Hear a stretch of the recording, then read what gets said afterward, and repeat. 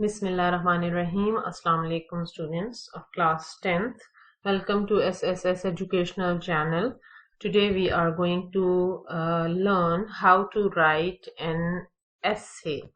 And this is not just a simple essay. This is in fact a question given in your exercise of the poem Dream. And this is a special type of essay, writing a persuasive essay. तो persuasive का क्या मतलब होता है बेटा? Persuasive का मतलब होता है किसी को किसी बात पर राजी करना, उसको दलाइल के जरिए उसको परसुएड करना, ठीक है? दलाइल के जरिए, आर्ग्यूमेंट्स के जरिए, नॉलेज के जरिए, फैक्ट्स के जरिए उसको किसी बात पर, किसी पॉइंट ऑफ व्यू पर राजी करना, उसको हम कहते हैं persuasion, persuasive essay. So first let us read what is a persuasive essay and how can we write it. A persuasive essay explains a specific topic and attempts to persuade the audience that your point of view is the most informed, logical and valid perspective on the topic. एक persuasive essay क्या होता है? वो एक खास topic के बारे में होता है, about a specific topic. जाहिर है किसी खास चीज के बारे में होगा, किसी खास आर्ग्यूमेंट के बारे में होगा, और उस आर्ग्यूमेंट के बारे में, उस टॉपिक के बारे में वो मुख्तलिफ दलाइल देता है ताकि ऑडियंस को, ऑडियंस कौन होंगे? ऐसे के केस में ऑडियंस रीडर होगा, जो उसको पढ़ेगा, वो उसको राजी करता है इस बात पर कि जो ऐसे लिखने वाला है उसका पॉइंट ऑफ व्यू सबसे ज्यादा इन्फॉर्म्ड है. इन्फॉर्म्ड का मतलब है उसके पास बहुत ज्यादा नॉलेज है और दलाइल हैं और बहुत सही पर्सपेक्टिव है उसका इस मौजू पर, ठीक है? तो एक परसुएसिव ऐसे का मकसद ही ये होता है कि रीडर को उभारा जाए इस बात पर कि वो आपकी बात मान ले और आपके पॉइंट ऑफ व्यू को एग्री कर ले. This genre is also known as the argumentative एसे. इस जॉनरा को हम आर्ग्यूमेंटेटिव एसे भी कहते हैं, मतलब आर्ग्यूमेंट्स देने वाला एसे भी कहते हैं. एलिमेंट्स ऑफ अ परसुएसिव एसे कौन कौन से हैं जी? परसुएसिव एसे के elements. A persuasive essay does have certain baseline requirements that are standard in nearly every essay type. बेटा एक बात यहाँ पर मैं आपको क्लियर कर दूं. बात लोग समझते हैं कि राइटिंग सिर्फ इंस्पिरेशनल होती है, जो बहुत अच्छे राइटर होते हैं अचानक उनको कहीं से ख्याल आता है और वो लिखना शुरू कर देते हैं और बस बहुत अच्छा लिख लेते हैं और फिर सब जगहों पे वो पब्लिश हो जाता है और बहुत उनकी तारीफ हो जाती है और वो बड़े अकम्पलिश्ड राइटर्स बन जाते हैं. बेटा हर स्किल सीखने से आता है. Writing is also a skill. उसके भी कोई तरीके हैं, उसकी भी कोई टिप्स हैं, कोई ट्रिक्स हैं, कोई टेक्निक्स हैं, और वो टेक्निक्स कोई भी सीख सकता है. जो भी मेहनत करने को राजी है, जो भी नॉलेज लेने को राजी है, वो राइटिंग टेक्निक्स सीख सकता है. तो यही बात परसुएसिव एसे की है. अगर आप इसको सीखना चाहें तो उसके मुख्तलिफ हिस्से हैं, उन हिस्सों को जहन में रखकर आप उसी तरह फॉलो कीजिए, उसी तरह का लिखते जाइए, तो आप परसुएसिव एसे लिख लेंगे. पहला हिस्सा क्या है? अ क्लियर थीसिस और controlling idea that establishes and sustains your focus. एक बहुत वाज़ेह ख्याल या एक ऐसा ख्याल जिसके ऊपर आप लिखना चाह रहे हैं. मिसाल के तौर पर आप चलें आजकल ऑनलाइन क्लासेस का है, तो आप इस बात पर मौजू लिखना, इस मौजू पर ऐसे लिखना चाह रहे हैं कि ऑनलाइन क्लासेस से स्टूडेंट्स ज्यादा सीखते हैं या स्कूल में आकर बच्चे ज्यादा सीखते हैं, या आप इस पर लिखना चाह रहे हैं कि ऑनलाइन क्लासेस की अफादियत ज्यादा है या स्कूल में आकर सीखने की अफादियत ज्यादा है. फिर इसमें मुख्तलिफ पहलू आ जाएंगे कि स्कूल लेवल पर क्या मयार है, कॉलेज लेवल पर क्या फवायद हैं, और फिर यूनिवर्सिटी लेवल पर क्या फवायद हैं और क्या नुकसानात हैं. तो कंट्रोलिंग आइडिया, मेन आइडिया जो होता है वो एक हमेशा होना चाहिए किसी भी परसुएसिव एसे का. मिसाल के तौर पर एक और आपको दूं मिसाल कि आप परसुएसिव एसे लिखना चाहते हैं मोबाइल फोन के फवायद और नुकसानात, ठीक है, benefits and disadvantages of mobile phone. अब ये एक ऐसा मौजू है कि जिस पर दोनों तरफ से डिबेट हो सकती है. उसके फायदे भी बहुत सारे हैं और नुकसान भी बहुत सारे हैं. तो आप देखिए कि ये दो बिल्कुल मुख्तलिफ मिसालें मैंने आपको दी, एक online teaching and on site teaching और एक मोबाइल फोन के एडवांटेजेस एंड डिसएडवांटेजेस. तो this would be the controlling idea, this would be the main topic and this would be the main thesis on which you will write, اور آپ کا سارا focus اسی پر ہوگا کہ میں اس کے آرگیومنٹس اینڈ کاؤنٹر آرگیومنٹس، دلائل اور جوابی دلائل دے سکوں. سیکنڈ ہے جی an opening paragraph that introduces the thesis. اب پھر اس کے بعد کیا ہوگا، آپ نے آئیڈیا سوچ لیا کہ میں نے لکھنا کس موضوع پر ہے. موضوع عام طور پر ٹائٹل میں آ جاتا ہے، ٹھیک ہے، ٹائٹل ڈیسائیڈ ہو گیا. ٹائٹل کے بعد آپ نے پہلا پیراگراف لکھنا ہے کہ اب میں اس خیال کو، جو کنٹرولنگ آئیڈیا ہے، جو ٹاپک ہے، اس کو میں انٹروڈیوس کیسے کرواؤں پہلے پیراگراف میں.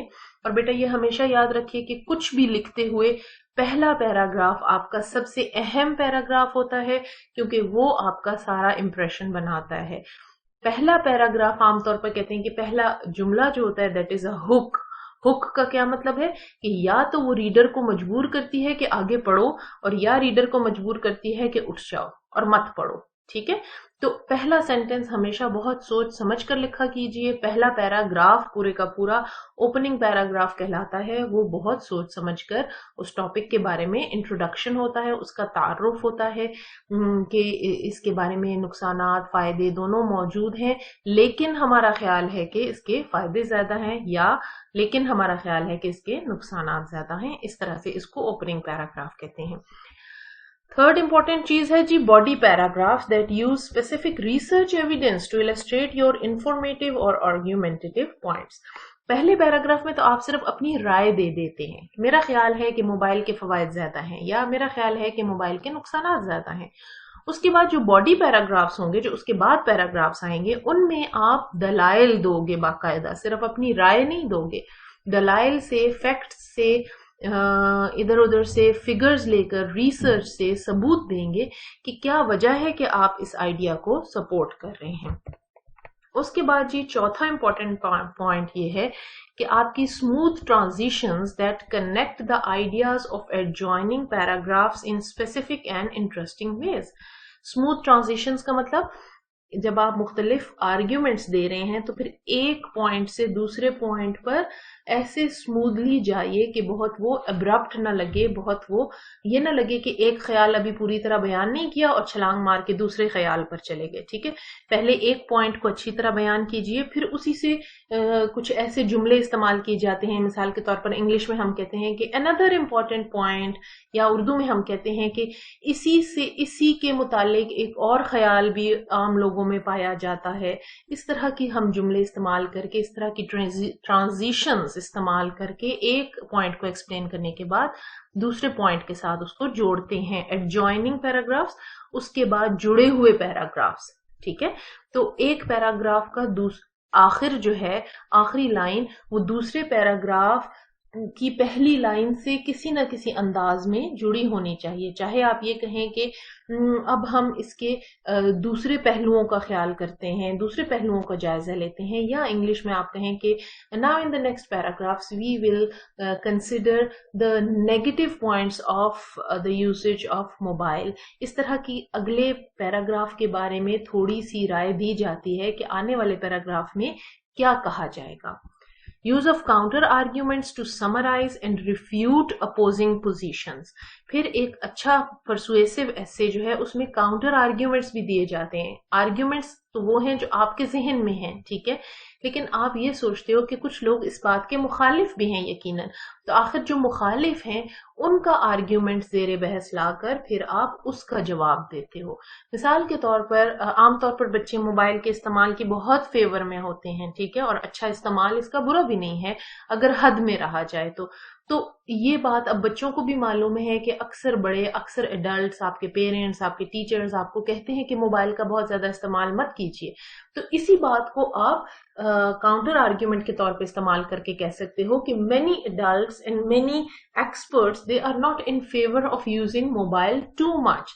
That is a valid point. اب یہ بظاہر یہ پوائنٹ آپ کے اپنے آرگیومنٹ کے اگینسٹ جا رہا ہے، آپ تو اس کی فیور میں لکھ رہے ہو کہ موبائل کا فائدہ ہے، بظاہر یہ اس کے خلاف جا رہا ہے، لیکن ایک اچھا ایسے اس قسم کے پوائنٹس بیچ میں ڈسکس کرتا ہے اور پھر اس کا جواب دیتا ہے کہ یس mobile phones usage should be limited to 1 hour or 2 hours daily and it should not exceed more than that. تو counter argument کا مطلب ہے کہ مخالف جو ہوں اس ٹاپک کے ان کے arguments ذہن میں رکھ کر ان کا بھی جواب دیا جائے.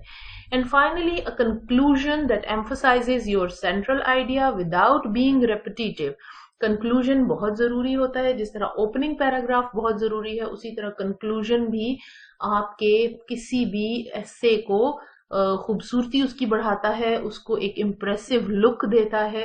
جب تک آپ پراپر کنکلوژن نہیں دیتے ہو، جب تک آپ کنکلوڈنگ نوٹ ایڈ نہیں کرتے ہو پیراگراف ایسے کے آخر میں، تو ایسے کسی خاص نتیجے پر نہیں پہنچتا. اس لیے یہ بھی بہت ضروری ہے. نیکسٹ ویڈیو میں بیٹا میں آپ کو ایک پرسویسو ایسے لکھواؤں گی جو آپ کی ایکسرسائز میں ہی دیا ہوا ہے، اور اس میں یہ سارے پوائنٹس جو ہم نے 5 پوائنٹس ڈسکس کیے ہیں یہ سب ہم اس میں دیکھیں گے کہ کہاں کون سا پوائنٹ آ رہا ہے اور کس طرح سے ہم نے یہ اپنی رائٹنگ میں لے کے آنے ہیں. یہ ایسے لکھوانے کا مقصد صرف یہ نہیں ہے کہ آپ اس کا رٹا لگا لیں یا آپ اس کو صرف اپنی کاپی میں لکھ لیں. لکھیں گے تو ضرور، لیکن اس کا مقصد یہ ہے کہ آپ کو ایک سیمپل دیا جائے اور آئندہ آپ بھی انشاءاللہ اس قسم کے پرسویسو ایسیز خود سے لکھ سکیں. یہ سارے پوائنٹس آپ ذہن میں رکھیں اور ان کو سامنے رکھتے ہوئے خود سے آپ ایسے لکھ سکیں.